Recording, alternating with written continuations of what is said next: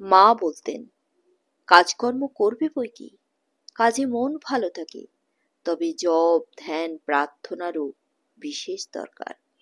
অন্তত সকাল সন্ধ্যায় একবার বসতেই হয়, ওটি হলো যেন নৌকার হাল।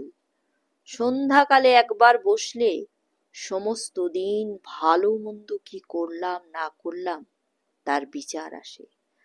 তারপর গতকালের মনের অবস্থার সঙ্গে আজকের মনের অবস্থার তুলনা করতে হয়। পরে জপ করতে করতে ইষ্ট মূর্তি ধ্যান করতে হয়। কাজের সঙ্গে সকাল সন্ধ্যা জপ না করলে কি করছো না করছো বুঝবে কি করে?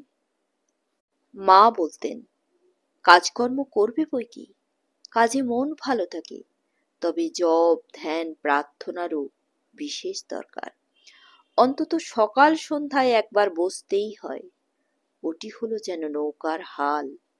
সন্ধ্যাকালে একবার বসলে সমস্ত দিন ভালো মন্দ কি করলাম না করলাম তার বিচার আসে। তারপর গতকালের মনের অবস্থার সঙ্গে আজকের মনের অবস্থার তুলনা করতে হয়। পরে জপ করতে করতে ইষ্ট মূর্তি ধ্যান করতে হয়। কাজের সঙ্গে সকাল সন্ধ্যা জপ না করলে কি করছো না করছো বুঝবে কি করে?